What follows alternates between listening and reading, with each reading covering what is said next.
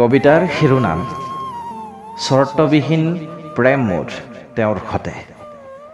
ৰচনা অঞ্জলি দত্ত, আবৃত্তি হেমন্ত ওজা কলিতা। চৰ্তবিহীন প্ৰেম মোৰ তেওঁৰ সতে, মই ভাল পাওঁ তেওঁ পায়।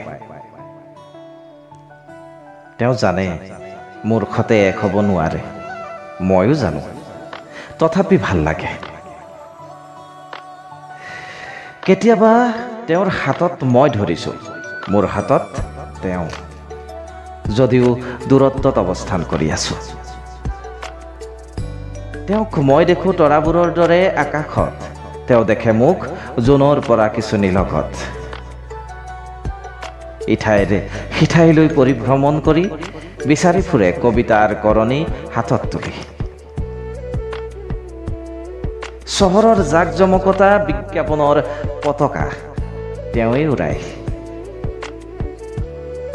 কেৰলিনা ফৰ্ট মিলৰ সন্মুখত নিঃশব্দতাৰ এখন চিত্ৰ অংকন কৰে। দুখন আকাশ, দুখন দেশৰ লোকে মেঘবোৰৰ সতে আলাপ কৰে, আপোনভাৱে ৰং সানে, চৰ্তবিহীনেই ভাল পোৱা দুটি মনে কথা পাতে। মই ভাল পাওঁ তেওঁ পায়। মোৰ নীৰৱতাত তেওঁ সংগী হয়, মোৰ আন্ধাৰ কোঠালিত তেওঁ পোহৰ হয়। মই গম নোপোৱাকৈ তেওঁ মোৰ আপোন হয়, মোৰ প্ৰেমৰ সুগন্ধিৰে তেওঁ সৌৰভময় হয়। মই উমান পাওঁ তেওঁৰ নিশ্বাসৰ, তেওঁ প্ৰাণ পায় মোৰ বিশ্বাসত। চৰাইৰ ৰুণত চকু খোল খায়, কিন্তু নেদেখোঁ ওচৰত। চকুৰ আড়ালত এজাক বৰষুণ ৰিপ ৰিপ বয়।